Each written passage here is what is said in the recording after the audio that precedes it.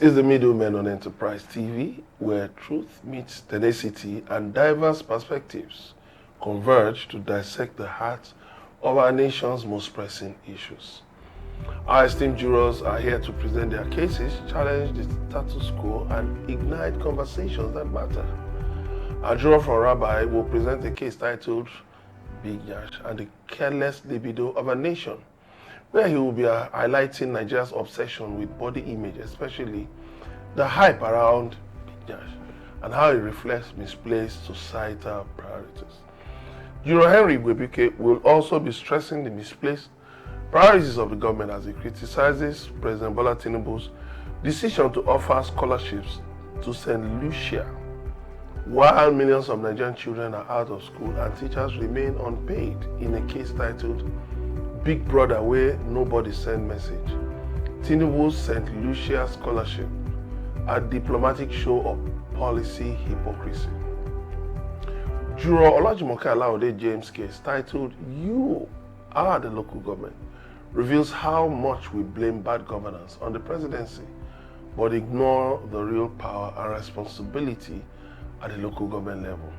And I, Juror Emeka Madna, will be highlighting the necessity of the newly birthed coalition, though it may not be perfect, and urging Nigerians to come out in their numbers to vote come 2027 in a case titled Finally the Coalition Berths. Get ready for bold conversations and sharp verdicts. Let's get into it. Don't go anywhere. Middleman.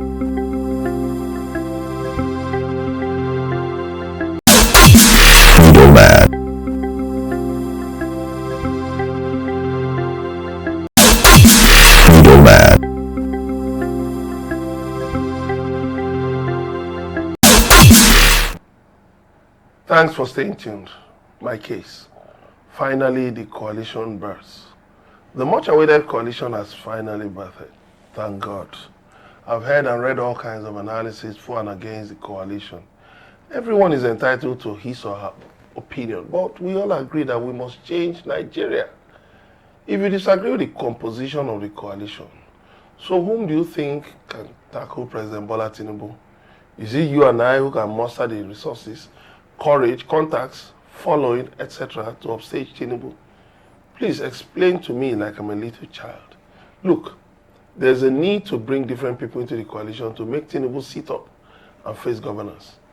Tinubu and his lackeys tell us they don't care about the coalition, but they are the chief promoters of the political movement.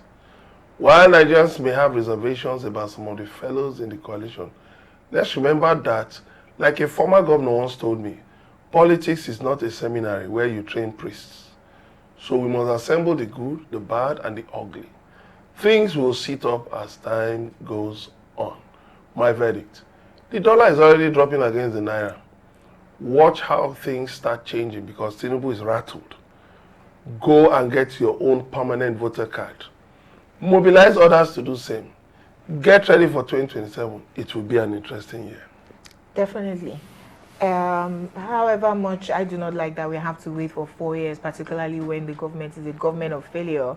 But I mean, 4 years also gives us enough time to plan. The people who are, in support of this coalition are saying they've been in talks for 18 months and it's just about the right time, to declare and plan so that in all of the 176,794 polling units that we have, that we're able to get, agents into all of those polling units and ensure that every vote does count.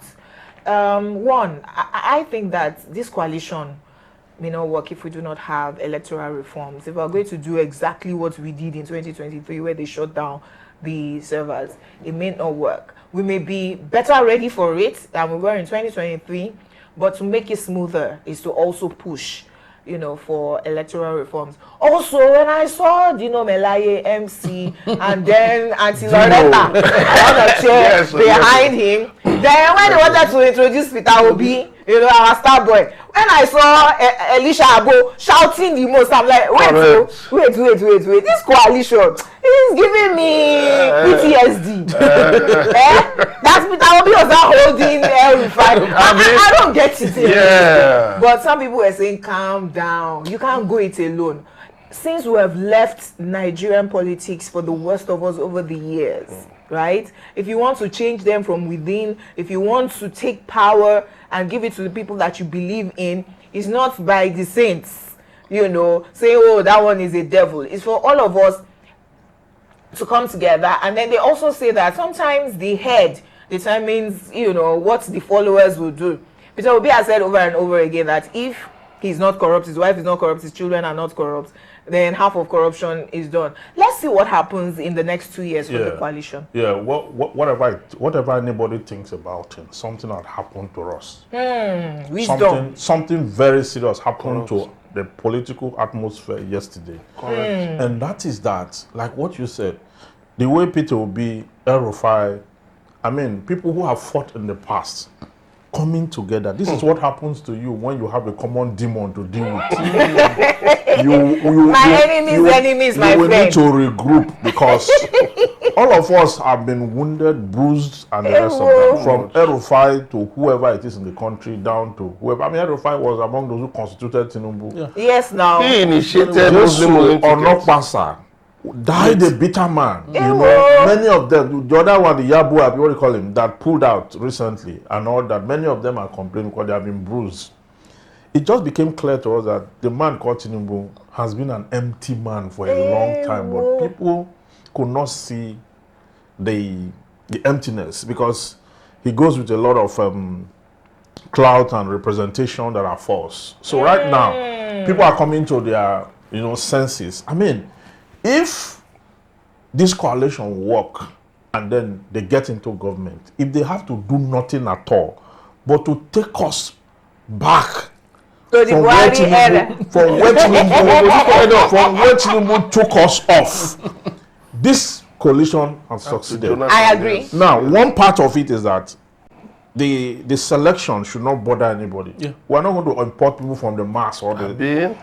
Politicians will remain the politicians. They are the ones that will destroy and build. Do you understand? But then the people can you know, sensitize this environment in such a way that we ask for accountability. Yes, so such that the political chemistry will change. By virtue of our attitude and our approach to politics itself. Okay. Now we have gotten to that point where the coalition has happened. They got it right there. The next step will be the selection of candidates. Flag bearers. I will advise that they don't need primaries. They don't need the primaries. What they need to do, because it's a coalition, is to get a consensus candidate like Peter Obi. Get it right. Atiku should not take his ambition to this coalition because Atiku's ambition have the proclivity to destroy whatever happened yesterday. Yes. I'm telling you. Very true. If Atiku because he has the money. Yes, if he want to unseat Tinubu and every other person want to do that, he should sit back, get a younger person like a Peter Obi to pilot this thing and let them work together. Even if the only thing they achieve in the next 2 years is to take Tinubu out and they go and fight thereafter, we would have succeeded in removing the monster. Because let me tell you, you and I cannot stay for another 4 years. Like this. If we see one another at that time, we may not recognize one another. We will be like Jesu Tega. I'm just telling you. So you 2 years will not make Jesu Tega that way. You have to die in the process. Oh my. The man couldn't even unleash every evil he had. He just did half of it in 2 years. That man is gone. And those were the people who supported him. Now, you and I who didn't support him, how far? Because as far as I'm concerned, Joseph Ortega cannot say not get one or two things during the process. You understand? Yes. Somebody who died. The people who didn't get anything, what do you say of them? So, I mean, Barrister, you don't say hit you nail on the head. I don't say shout the truth coming out of your mouth. The truth is that my attention actually, goes to Bola Ahmed Tinubu. just like he says not bothered, that is a coalition of course, he won't be bothered. Of course, he will not be bothered now. You know, history is repetitive. We've seen this kind of scenarios over and over and over, and it would repeat itself. They say APC is only remaining ACN. Everybody has gone. CPC has gone. Yes. New PDP has gone. So it's only left with his younger brothers. It's actually very funny, you know, that this actually has exposed the hollowness in Bola Tinubu. It has deciphered him. It has shredded him politically to know that everything for him before now seemed to be like his money determines everything. It's just similar to what you see with Elon Musk. You know, thinking that his money could, of course, give him everything. And today, where is he? You know, it's been laughed at, you know, and all that. Apologizing and apologizing. They will deport us soon. Might not be possible. He don't beg now. They don't deport Elon Musk. He's now gentle. Malema will finish it. You know, so we might laugh over all of these things, you know, but the truth remains. I always believe in the power of the universe.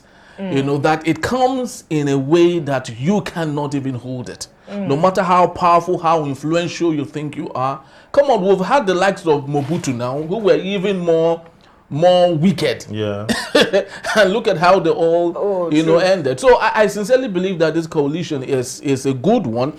And the reason and the need for everyone, all hands must be on deck. This is no time for us to say, this is not a party for us, or whoever it is, Atiku is. Let's just question. Yes. No, lawyer. Thank God we have a barrister on this seat. The coalition is not for them to leave their political parties, except for Amechi, who resigned from APC, saying that Tinubu is not doing anything. Then David Mark. David Mark also resigned from PDP, so they are picking ADC. But the coalition was supposed to be that all the APC members, the PDP members, the LP members stay in their parties, but work for presidency as a coalition, picking one political party. And ADC is very strategic. You know, it will be on top of APC. No, we don't know the logo. We're looking for it. He's on top.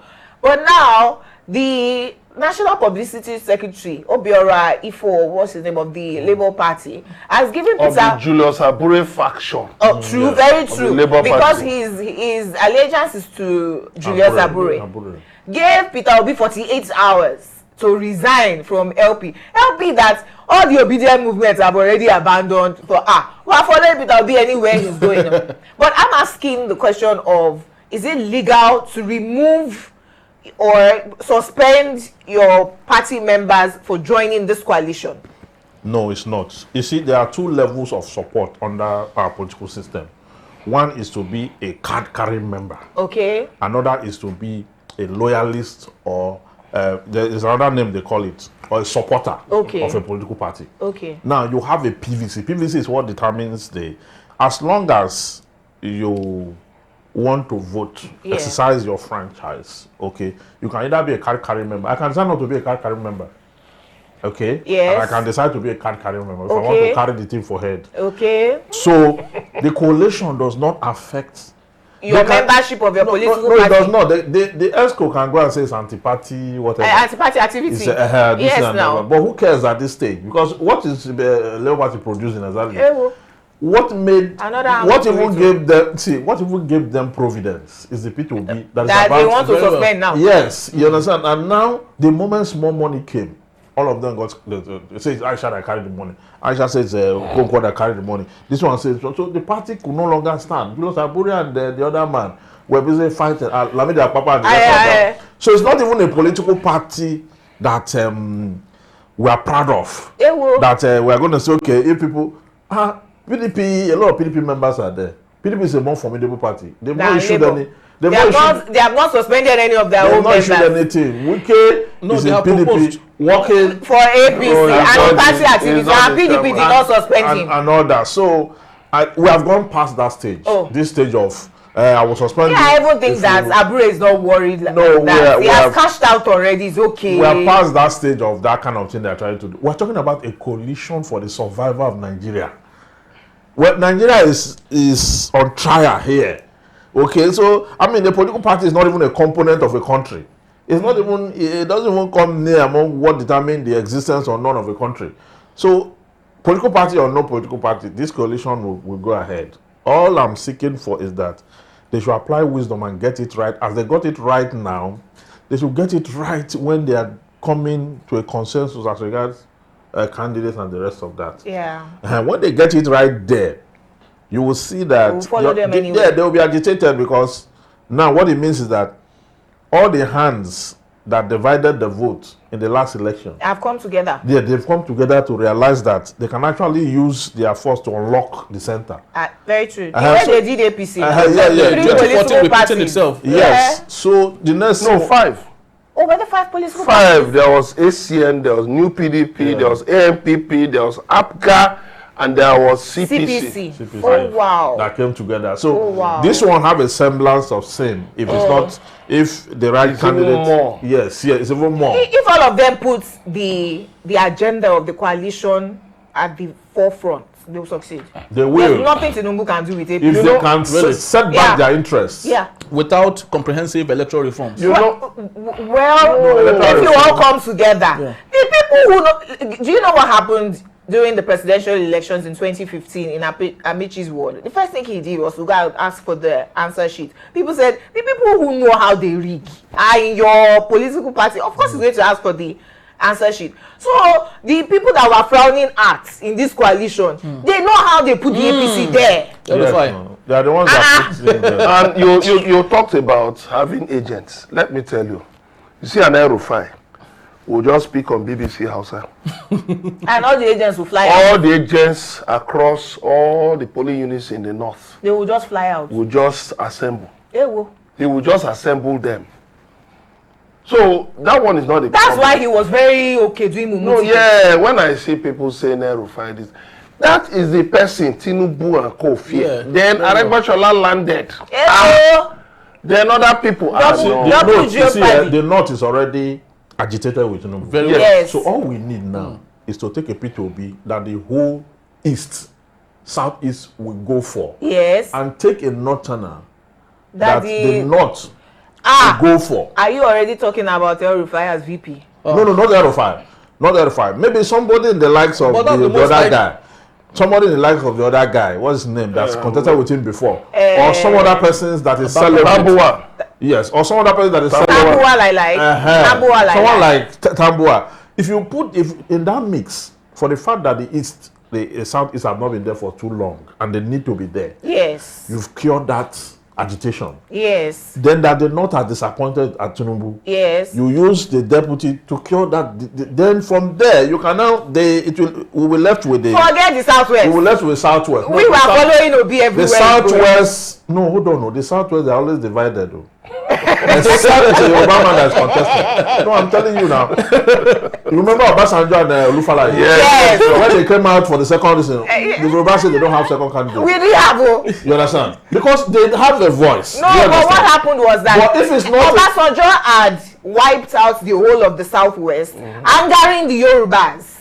And we then knew that there's nothing you are going to do when 5 out of 6 states had already gone to PDP. They only left Lagos for Tinubu at the time. Of course, it's better just to be watching the drama. We don't have candidates. So it's our son that is there. That's what happened in 2003. So if that can be settled, that we now all of us now come out on that day to stand before INEC. Yeah, true. So we would have solved the problem. I'll just add quickly, go and get your PVC. INEC will start the continuous voter registration on August 15. Go and get your PVC. In fact, that campaign, I'm going to take it personally. We're anywhere in church or my area or we have to start in 2 years. Let's take the campaign everywhere. Go and get your PVC. And remember, Tinubu is on door to door currently. Yes, Tinubu is on door to door now. Door to door. Anyway, we'll step away for a quick break, but when we return, Juror Olajumoke Alawode-James will be here to present her case titled "You Are the Local Government." There's still so much to unpack. Please stay tuned. Middlemen.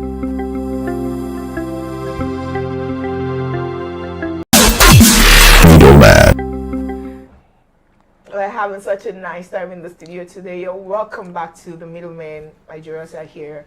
The conversation continues, and my case is titled, You Are the Local Government.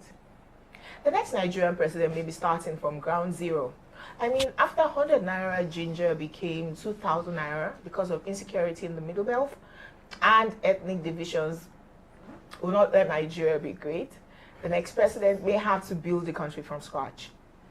But politics is local. Do you know your local government chairman and councillors? I don't. It means we're all guilty of what we're accusing the presidency of because we are the local governments. You may not be able to get into Aso Rock nor walk into your governor's lodge, but you can get into your local government office. Have you held the people who ought to provide primary health care, primary education, and clean our gutters accountable for good governance? They get federal allocation. Have you asked how that's spent? If you don't even know the people in our local government offices, how do we demand accountability from them? I heard my local community development area, LCDA, was awarded 3 billion naira for the year. That's 250 million naira monthly. That's just the LCDO, not the main local government itself. They get much more. Yet, we have to clean our own gutters, build gates, and secure our estates. What are the LCDAs and local government councils doing with their allocations? They also raise revenue. How are those monies spent? We are the local government. We must demand accountability. The Lagos State Independent Electoral Commission, LASIC, in April announced local government elections to hold on the 12th of July 2025. We're not even making noise about it, and it's just a few days away. These men and women will get elected into office without much scrutiny nor opposition, and then become the structure of criminality because the rest of us are busy fighting for the available ginger. Here's my verdict. Nigeria deserves the kind of government that she gets. If we abandon government for the worst of us, we cannot get the best of governance. Hence, go to that LCDA or local government office today and demand open books, accountability, and good governance. You are the local government. Correct. Very well. This case is very important. I mean, where is government really, if not in the local authority? If you look at it today, many of these local government now get their derivation direct from the federal government. So this is the time we're supposed to be watching that money. Yes, so follow the money. Yes, as it pulls from the federation account and goes into a local government account. Very true. We must monitor it. But I'm surprised, like you said, that the election in Lagos State is almost here, 12th of July. If not that when the radio station, when some of the candidates came to make complaints, I wouldn't have known. If not that we are seeing the APC candidates putting up posters, I wouldn't have known. Yes, so you see that the way we look at Abuja, call Tinubu and Wike and the rest of that, forgetting that a huge chunk of this resources we complain about that is not going around, is sitting in our local government account. Next door. Yes. And then some persons whom we see as illiterates, and those who we feel that they are not schooled enough, so why should we bother about them, are the ones that the resources is coming to. They are the ones that decide how to name a street, market, square, and all the things around with the local government, and generate levies. Revenue from Okada, from from those local governments and all that. So at the end of the day, we're shooting ourselves at the foot by not participating at the local government. But the local government election should be the most contested. I agree. Yes, because that is where your direct resources is coming from. And most of the complaints about the roads on our streets, the marketplace, how dirty the environment is there, everything and all that. It's supposed to be the responsibility of local governments. The reason we're calling state governors before is because the state governors were taking the money. And so we're calling on them. Now that the money has been decentralized and it's now coming directly to the local government, we have to make sure that we put our hands in the cookie jar with them. Very true. To see that our commonwealth, is evenly distributed properly. Okay? I did a write-up over the weekend that I wanted to send to the chairman of my local government area. And I have made copious demands, okay, therein. And also I ended it with the catchword. If these demands are not looked into within the next so days, is either we'll go to court to seek redress or we'll mobilize action for protest. So that letter will be sent this week. If we all 774 local government areas in this country, all the local authorities are putting their local government chairman on the spot and calling the councillor to go and talk to him or her. Because when the tsunami comes, we're going to sweep both the councillor, the local government chairman, and we get to the governor. Yeah. We need to put them on their toes. I agree. The councillors are the legislators at the local government level. When they sit, what do they discuss? I agree. What exactly do they discuss when they collect sitting allowance and they are paid salary at the end of the month and they get other allowances they get? When they sit, what do they discuss? Because our roads are bad, our streets are no street lights, no. So we need to hold them accountable. I want you to clarify which local government you wrote to in local West local government area. So does that therefore mean that a lot of us who live in Lagos do not take our local governments in Lagos seriously because we are not Lagosians? I remember when I was staying in Bagada, there was a time, I just mobilized some residents where I was living, and we went and met the local government chairman. He was so happy to meet with us, in his house or in his mother's house before he later, built a house somewhere and then moved to that place. We met him in the morning like this, just sat down and, Mr. Chairman, look at. Quickly, he sent somebody to go with us. And then we joined hands, cleared the drains, and you could see that the people were happy because I was standing there, I said, how do we clear these drains?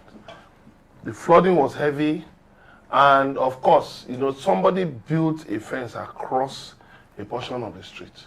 So the youths of the area angrily pulled down the fence. That was how the flood left the street. It even entered my room. All my documents were soaked in water. So you are going to talk about us not engaging them because we are not Lagosians. I'm from Osun State, you are from Delta State. So you just abandon local government it's not your business. You must engage everybody because we pay our taxes. True. You pay your tax where you live. Yeah. So you cannot tell me that I am from this state or not from this state. It's my duty as a citizen to monitor even the local government in Zamfara, even the local government in Borno. Because it's public office. Yes, and whatever happens there affects other parts of the country. Look at what happened. Look at what happened in Mokwa. No, see what's happening with Ginger now. Just because local governments in Benue. I thought you were going to talk about cucumber. I was surprised. You see, there's this. Look at what happened in Mokwa, the flood. Yeah. 600 people displaced. Declared missing. Yeah. And they are presumed dead. In Niger State. Now 600 people. I get what you mean. Can you imagine how many homes? If it's an apartment block. Let's say an average of 6 people. 6 people. You're talking about over 100. And there's a forecast that this July that we're going to have that kind of rain 100 in 6 states. 100 apartments. Yes. So what are we doing now? So look at a place like Festac or Jakonde Estate. Count how many homes that will be. 600 people. They're talking of like over 100 families wiped out. Children, if that can happen in Mokwa, we'll also reason that, wait a minute, if you're not careful here. It always happens around this time. Niger State is up there in the hills. Up! It's a hill. Look at Lagos State government has now bought pumping machines. Yes. Too heavy. So if a hill can be submerged like that, top of the hill. Those of us in the lower distance. So the truth of the matter, I guess if we might return back to the local government issue, there's this AI-generated image of a Briton who was speaking to a journalist and said they came and they took our job. And the journalist asked him, what qualification do you have? He said they equally took our qualification. Was that AI? It's AI. I thought it was. It's an AI generated image. So why am I making this reference? You see, most of the things we say here are honestly and realistically theoretical. Now, if we go to the practice of some of these things, especially using Lagos as reference point, we discover that it is not the same thing. There's this systemic pollution, especially in Lagos, where everyone who is not from Lagos is believed not to be or take part in anything that concerns The real Lagosians, how many are they? But I do not know but who the you real don't Lagosians allow, are. But don't allow that narrative. no, if you what We do you are supposed to push back on that. push back on who? Yes. Push back on who The exactly? local government chairman, is he from Lagos? The councillors, are they from Lagos? You demand. I saw all their action. campaign posters. Most of them are not Lagosians. Yes. even the governors before now. Are not Lagosians. Even now, even the governor of Lagos State.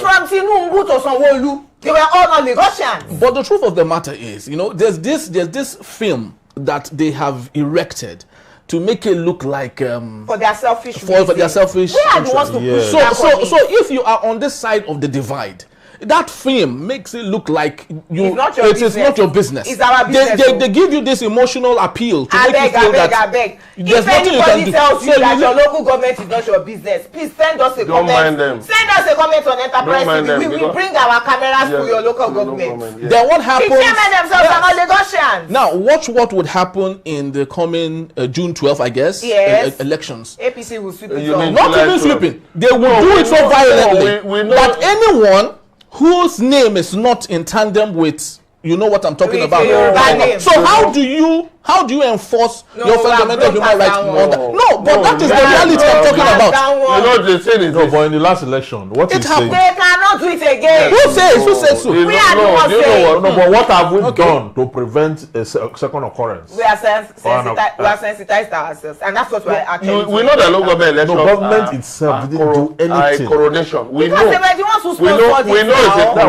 coronation. saying. But the thing is this: let them they even planted the coronate seed. themselves into office at local government level. We will meet them in their offices. Yes, I agree. The point is that there is a point at which we can take action. That's what I'm trying to say. You know, let's so not agree just with make all of it us. look like. So I agree you with all know, of us on this table actually. Yeah.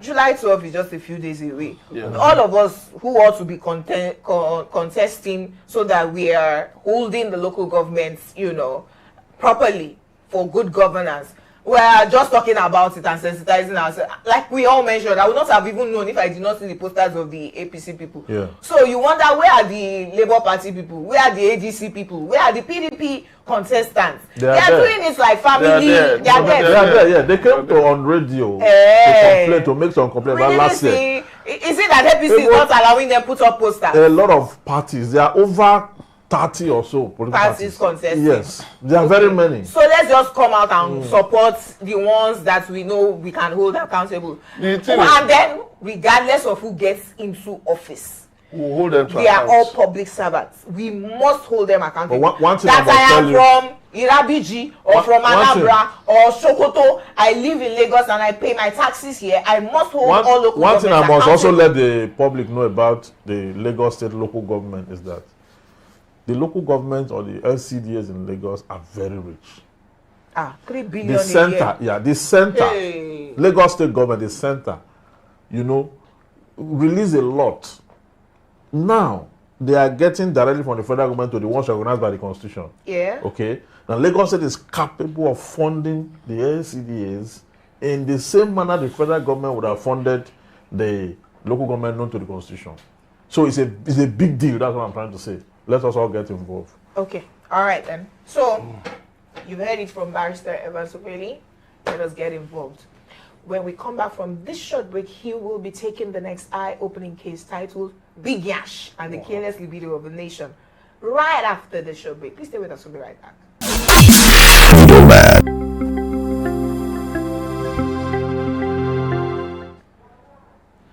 Welcome back to the Middlemen of Jurors. My case, Big Yansh and the Careless Libido of a Nation. In recent times, conversations surrounding body image, particularly women's bodies, have become increasingly prominent in our culture. Terms like big Yansh, big Batty girl, and big Bunda are thrown around casually, often celebrated in Nigerian pidgin, Jamaican patio, and British slangs. They celebrate a particular aesthetic, full, well-shaped buttocks that has become the envy and aspiration of many. Across Africa, many women are naturally endowed with these features, with South Africa boasting the highest average hip circumference on the continent. Countries like Uganda, Kenya, Ghana, Rwanda, and Nigeria are not far behind, showcasing a rich diversity of body shape. Yet, with the rise in popularity of procedures like Brazilian boots, lift BBL, it becomes evident that societal standards of beauty are increasingly influenced by external forces, namely the glamorization of exaggerated curves in pop culture, particularly via social media and adult entertainment.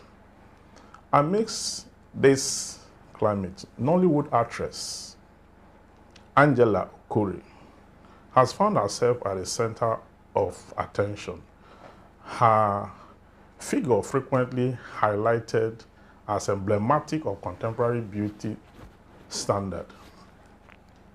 There is no denying that Angela is a student woman. However, opinions on the necessity of her BBL have sparked debates. Some believe that her natural beauty alone should be enough to shine in an industry rife with competition. Personally, I find her enhanced physique disproportionate and unnecessary. Angela's talent and charisma should indeed take center stage rather than having her existence in the limelight be reduced to discussion solely about her physical attributes. What is more concerning is the society's obsession that has shifted focus to appearance rather than substance. The recent incident where the Nigerian police were assigned to protect Angela's notable physique while she jogged is emblematic of what we choose to prioritize as a nation.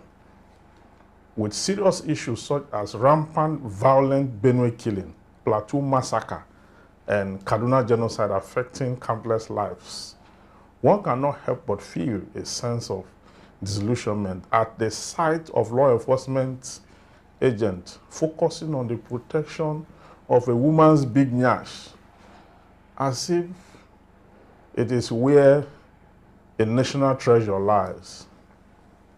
It begs the question, what message we are sending when we place such importance on body image over pressing societal issues?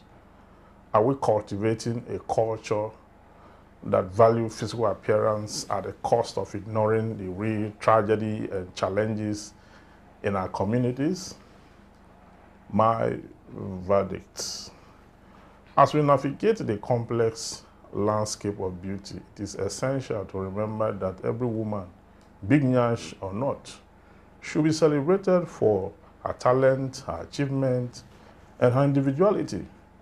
We must shift the dialogue from the superficial to the significant, recognizing the multidimensional aspect of a person rather than reducing them to mere physical traits. I hope that conversation surrounding beauty evolves to embrace diversity, authenticity, and individual worth beyond the confines of societal expectation. While we recognize and appreciate Angela Okore and her beauty, let us also advocate for deeper values that reflect the true essence of who we are as individuals and as a society. It is time to refocus our priority and invest our attention where it truly matters. I shall go to Rabbi again. Yeah. In fact, Rabbi would be very worried about this kind of obsession. I mean, what is happening to Nigerians? I even saw the video, and then the IG's office said that no, that it's like it was a movie scene or something. Movie scene where policemen were running with AK-47 and, So the thing is that societies are generally like that all over the world. People focus so much on these, or what you might call mundane things. If football, if the discussion is not about football, or maybe in some countries about horse racing, or some others about soccer, like it's called in America, it will be about some of these things here and there, and it is interesting that we are talking about this fixation. It's something that, well, you just look at it and you ask a question, what else will people discuss? Very true. Very true. If who was it that sang the song? If the old news be that. There was one, was it Fela that sang, if I sing about this, the old news be that. If I sing about that, the old news be that. But if you sing about Angela Korea, we can bring out new dimensions. Very true. The truth of the matter is, this is an industry of its own. It's a multi-billion-dollar industry.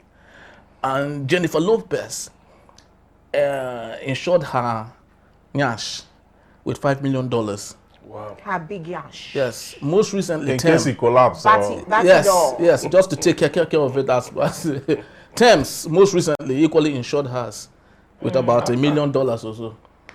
Just to tell you how lucrative the business is. And plastic surgeons these days who are into that kind of business some of the most richest of them all. As much as I do not have anything against the industry, which I would love to believe is like any other industry, I think our attention rather should go to how we are able to take advantage of that industry as a nation, as a country. There are countries, Italy, for example, has taken up red light districts, prostitution as an industry. Them. Exactly. It's part of their GDP, where they rebase their GDP. That is what built it. Yeah. After we rebase our GDP, they added prostitution and gambling to their GDP. Yes. That's why Nigeria's National Bureau of Statistics added some of those things to our GDP. There's a book I read then. It talked about the 5 spheres of human endeavor that made Italy. You understand? Prostitution top the rank. Yes. The number 1 profession in the world. If one of the countries in the global north, could take advantage of that, the question is, why are we too overtly religious not to see that as a cash cow also, but not necessarily allowing it go overboard? All right, there should be control to everything. And speaking to our intention as a people to give a blind eye to some of these things is where my problem is, right? Everyone has got the choice and the right to do whatever it is they want to do with their lives. In most advanced countries, they say this is body shaming, I guess, or what do they call it exactly? Yes. So I do not know. It's mine is not even about the fact that I'm saying whether it's wrong or right. I'm saying that people cannot be dying. Then you now have policemen assigned to protect Yansh. So I want to disagree with you. Yes. Agree. I want to disagree and agree on, because regardless of if we got our politics right, entertainment is entertainment, and it's a thriving industry all over the world, like Juror Henry has mentioned. Yes. Now, the Nigerian entertainment industry has thrived regardless of failure of government. Very well. When we rebased in 2014 and we were putting entertainment into our GDP, it's because our entertainment was doing Look at what them Burna Boy, Davido, Wizkid have done without government support. Yeah. Right? Remember 2008 when Professor Soludo drew up the needs document. Yeah. Nollywood was one of them. So, Yes. and we know that entertainment is make-believe, right? Sex sells all over the world. That's why you find adverts. Somebody wants to sell a car. Why are they using naked girls? So it's to attract the men. Sex sells all over the world. You want to do a musical video, you're using vixens that are half naked. Yeah. Now, if the half naked vixen has belly tumbling over, their thigh, or the Yansh is flat. You can only be commenting. They have a place, but not in music video. In comedy. So it is the need. Why are supermodels all over the world? Some of them would prefer not to marry, so they keep that figure. It's their industry, right? Yeah, right. So while we're saying don't do BBL, that's for you and I. If we were in the business of body figures and all of that, we probably want to keep our shape. If you cannot, you say go and do liposuction, make your belly flat, mold it one way or the other. And there's nothing wrong about with that, we need to find the balance, because it is what it is. It's to ensure that the children that we're modeling what life should be like for, they're either not watching those kind of videos. So you're rating those videos well. The adults that want to watch it can go and watch it. Don't make children feel insecure comparing their physical bodies as natural as they are to artificial bodies. But the children see everything. They are not supposed to. That's the honest truth. They're not supposed to, but they They are see not. everything. They are not supposed to. So whatever Angela Okore does with her body because of her industry, Shebi Toke Makinwa did her own. Eventually, when the thing was falling down, she became comedic. The carpenter that hang it. The carpenter that hang it, not hang it well. But sorry, when you say children are not supposed to see it, I mean, how do you expect parents to actually enforce that? Ogami, how did our parents? 18 now, rated. How did our parents? No. I'm talking of censorship. There's rating for every exposure. What age bracket are you talking about now? See, our music videos are also rated. Waiting be our censors board, waiting they call their name. They rate our musical videos. That no, you can't show this on national TV. You can't say this on air. Do you know that? They rate them. Unfortunately, social media has made those things very. No, but that is now for you, the parents. It's the responsibility of parenting your children. You must. You, the parents. If we have, if you are going to give them tablets, you must ensure that you are censoring. I'm going to ask you another question. I'm going to ask you that you are driving on the road and everything you have been censoring and blocking it's right there. Are you going to now throw a bedsheet over the children? No, that's a little what she's trying to say is that. That's a little different. Hold on. What she's trying to say is that the government must ensure that we uphold that censorship. Yes. To the best of our ability, to a point where we are not just opening the whole thing out there. They will get a snippet of it. If you want to post anything on YouTube, they will ask you, is it for children kids or not? Is it for kiniko? Yes.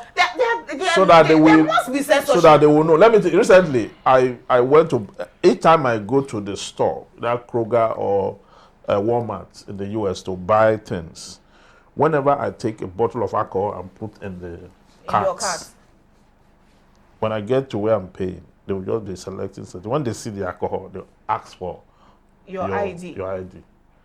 So you can only buy it as an adult. Yeah, so I asked the guy one day, I had my ID, and I told him that I don't have it. I wanted to see whether I can still get away with it. You won't sell. They refused. He had to go and call the manager. And when the manager arrived, the manager said, I told them that, but you can see that I'm an adult. I mean, look at all this. They said, no. That it is only by ID that will, There may be a 17-year-old that looks like and you. Yes, and the ID is not even enough. They are looking at the date of birth there. Not just you just show them, okay, he has an ID. They are not even, they want to see the date of birth. That you are over 18. Yes, to show that. You are legally able to drink. So if the government take it that Have serious. you seen any alcoholic private drink businesses take in it that Nigeria? serious. On our APCON, they are now known as waiting now. They changed their name again. No, I can't even follow them. Advertising Practitioners Council of Nigeria. AAN. You can't put on any alcoholic beverage on TV without putting a rider. This beverage is only sold for people older than 18 and things like that. Yes. So it's for us to censor and just ensure that you as a parent, you're modeling what you want your children to be to them. Again, there are lots of wrong models as parents these days. There was one video we saw. It was the mother of the toddler that was feeding him beer. You know. So I mean, in such a society. But there's nothing we're going to do about our batty dolls, particularly our South African sisters that are very well endowed. I've been to a society where the mother was smoking, the child smoking, the father smoking. The mother was telling the child, "Are you okay? United Are you family." okay?" So there was all of them smoking. And unfortunately, So, our social society also media apps, they have a filter, but that filter is just there for nothing. A 2-year-old can just put in there 2020 and they will let you in. They will let you in. So how do we curb all of this? Because sometimes for the parents, so how much of the looking can we do? If you as a parent, if you have not given your children access to, so you give them YouTube, for instance, for entertainment, and then you ensure that only content that are that children can watch, that you allow through your censorship to them. But again, they go to, so if 4 of us are parents and 3 of us are responsible and only I am irresponsible, your children will now come to my own child in school and me, I have a phone and then I can show it to them. But if they've been well trained at home, they already know what is acceptable, what is not acceptable. Because the society that we live in all over the world is a wicked one. If the parent does not take responsibility to prayerfully guide the children, you even think that you're censoring them at home. They're going to the world. Yeah. They're going to the world. So you say don't put Angela Okorie on TV. They meet her on the road. What happens? Jogging. And do a selfie. Let's just ensure that we model what we believe in to our children. Let them be comfortable in their skin. Whatever, if you have not enhanced your own body, your children will see you and your weaknesses and your insufficiencies. They'll accept themselves the way they are. Remember how all of us used to bleach one time? Remember how all Nigerians used to perm our hair? Until eventually, we believe that, look, I'm beautiful exactly the way God gave me. That's my nappy, this is my nappy hair. God gave it to me to protect me, from the weather in Africa. He gave them long straight hair to protect them from their winters. We have accepted ourselves eventually. So it's to model life for our children and hopefully they choose the right path as they go. Good, very well. So we'll go on a quick break, and when we return, Juror Henry Igwebuike's case titled Tinubu's St. Lucia Scholarship, a diplomatic show or policy hypocrisy, will be coming right to you now. Stay tuned. Middlemen.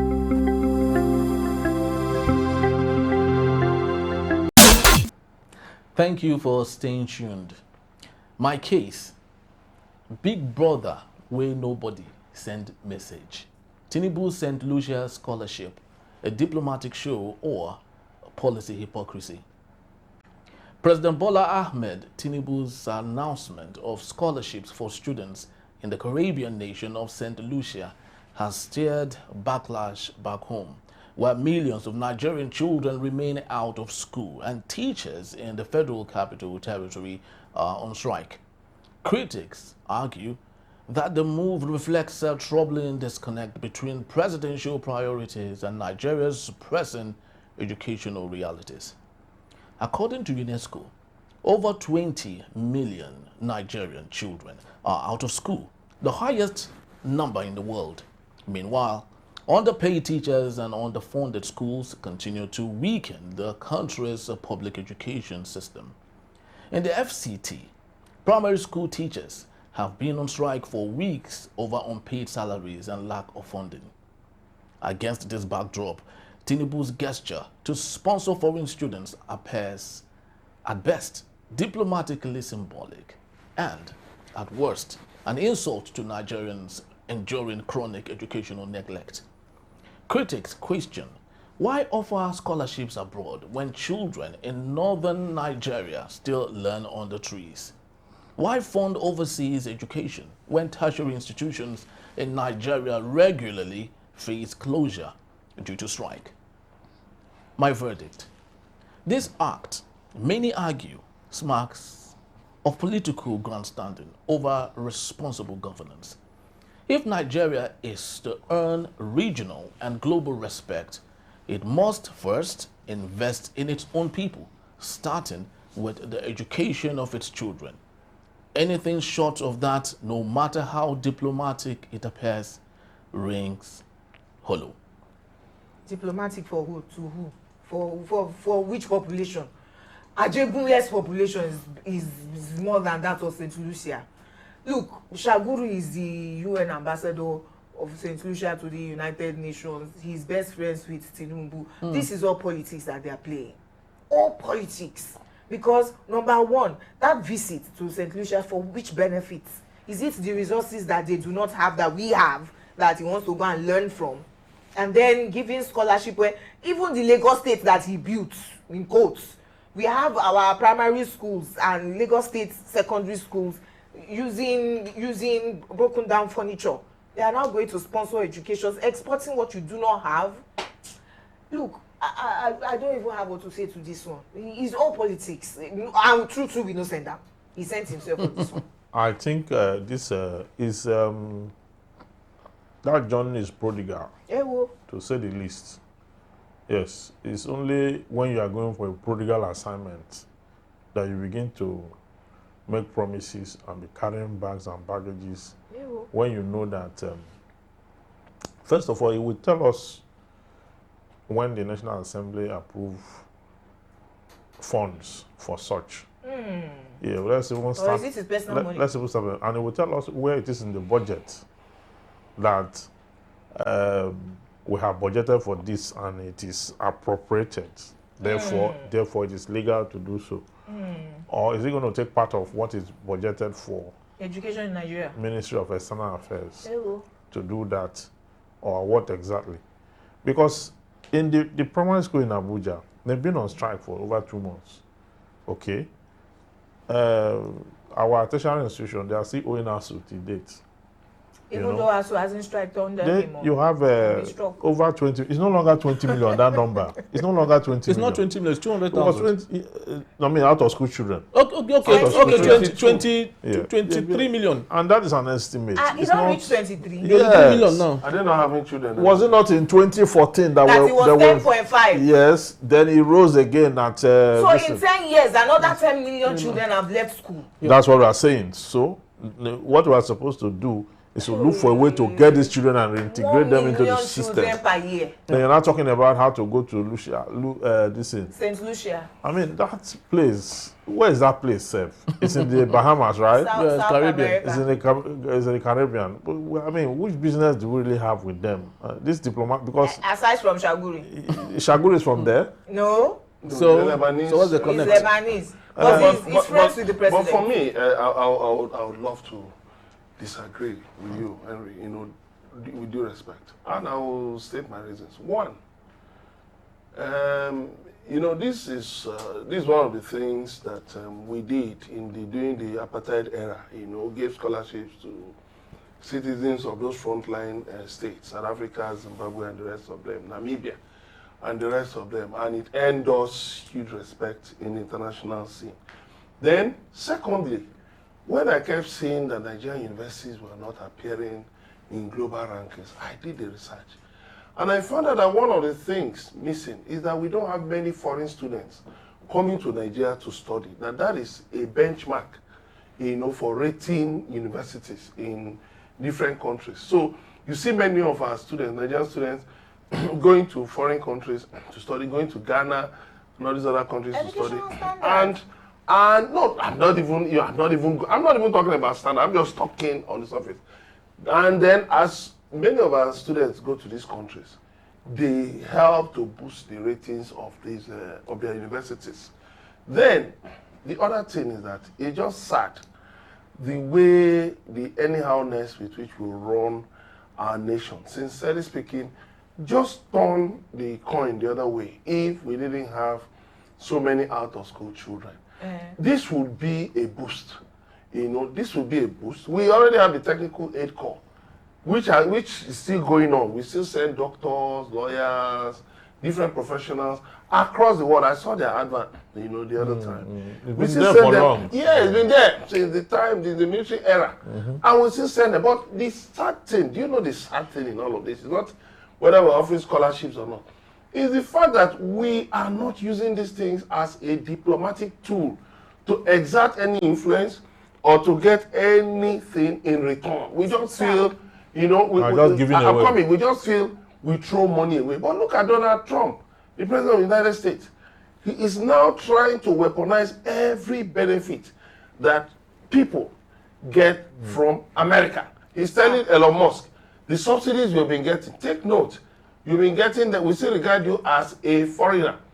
And these subsidies you are getting is actually American money. So what I'm talking about is that, if only we could, if only we could internationalize our governance, we will realize that out-of-school children is an aberration, and we'll do everything to end it.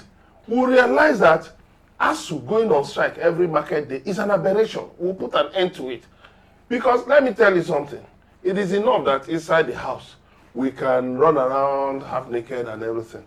But by the time you now bring visitors into the house, common sense tells us that we must cover up very well. So if we start bringing students from St. Lucia and maybe other countries, we will now begin to expose ourselves. We will now begin to expose our nakedness, and that will be. And I hope they will write jump. You have spoken. you have spoken on the surface, right? And this case is deeper than that. Nigeria, right after the Second World War, right? Because Nigerian soldiers went to the Second World War as part of the British entourage. Yeah. When we became a nation, we decided that what's our foreign policy? It's Africa first. Hence, we were big brothers in the west of Africa. We went into South Africa, and fought apartheid.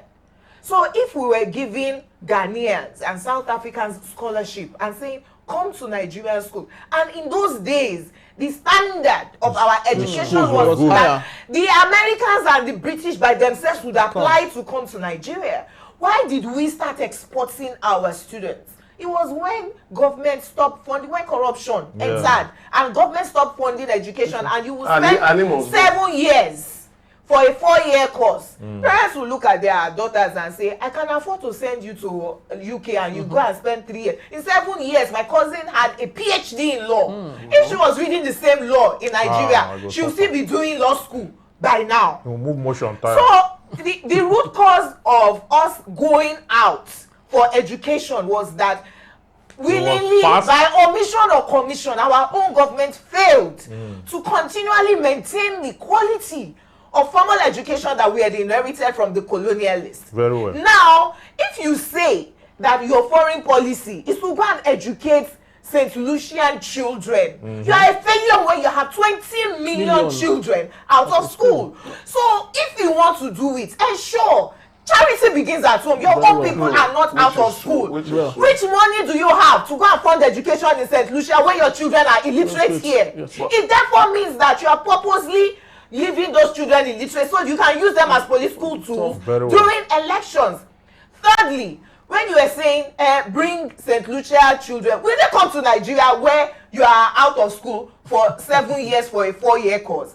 The first thing, treat the root cause of why education has failed, and they will come by themselves. You know what? Let them. So when they are now applying, you give them scholarship and say, okay, you are coming from. You sell jump form to them. The jump form. You know what? Let them bring those children. When they bring them, we will go and bring that 20 million. Join them. So that government must take care of all of them. But in the lighter mode, I just wanted to ask something. Is the scholarship to give them money or to bring them to school? To bring them to school here. Are they primary school, secondary school, or university? No, that's what I said. Because JAM has not even admitted all of us applying for JAM. Let me tell you, this is how Tinubu behaves. He thinks impulsively. Very well. You see that idea? He just conceived Yes, it there. so He conceived it on his feet. Is it University of Maiduguri? He wants to take it. He conceived it on his feet there. That's how he leads. I want you to calm down. Well, let me now turn it around. Yes, please do. You know what? When you were talking about how education, tertiary education started falling, let me remind you of something, that it was when Nigerian government said they will no longer be serving chicken to, university students that they went protested. They protested, and that's where things started going back. My father from Bongon, he had gone to St. Paul's Primary School, church, mission primary school. Bongon is in He got a federal scholarship to come to Lagos, King's College, for secondary school. In his first year at the University of Lagos, he said, when he got there, when you opened the tap, it's tea. When I got to Unilag, the tap no even run water. In his first year, you were looking for tea. If I even found water, I would have been okay. Go and boil it and make my own tea. His first year in University of Lagos, he got a federal government scholarship to go and read at the London School of Economics. Hence, my father from primary school say, if you read your books well, federal government will, because that's what he experienced. His own parents were poor, but he went all the way to the university in London. That's the education that them Tinubu and enjoyed. Ganduje. Where? As Chicago. Ganduje. No, at Chicago. No, but he traveled. Hold on. Chicago. No, I'm using Ganduje. Hold on. Ganduje is Tinubu's age mate officially. Yeah. Ganduje is PhD in public administration. All his education was sponsored by the government. Yep. BSc, Masters, and PhD. When Ganduje wanted to empower Kano State people, We gave them wheelbarrows. and another scheme, they were doing bread and tea, made gave them noodles. Another one, shoe shiny key. When I was complaining, he mocked them. Just when I was complaining, somebody said, but the man has PhD in public administration now, Jumoke. Your own is in mass communication. He obviously knows what his people want. So they don't see us finish. Now why? Is he finished? That's finish now. Now why our government will say he's going to go and bring, as Jam admitted this year 2025 we're having WAEC exams in the dark. Yes. Parents put on the headlamps of their cars to light up exam hall. Yes. Right? This year 2025 jammed every student, failed 75% of the people who applied, and minister say, oh yes, we have been able to text. What they call that thing, cheating in our exams. And then in the same year, your president now goes visiting. At first they said, why are you going to St. Lucia? What's happening there? Is it an international conference or is it a private visit? He says no, it's an official visit. He was invited, by the president to do what? And then he's now exporting education that his own children do not have. Come on now. It's actually very, very funny, right? I've always said it. Yes. But since Donald Trump won't invite him to the US, at least let him go closer. I have always said that President Tinubu is very so hollow. He doesn't study before he interprets whatever it is that he does. In St. Lucia, they only have one university, St. Arthur College or so. Their population? There are only 200,000. Is more than now, the truth of the matter, right? Any student from St. Lucia who deliberately refuses to go to St. Arthur College in that country, the government of St. Lucia sponsors the person to either America or any of those neighboring places that go to school. And the question is, why would they now come to Nigeria? Now, the currency, one US dollar is equal to 2.57 Atlantic Caribbean dollar or so. Now, one of their currency is 568 naira.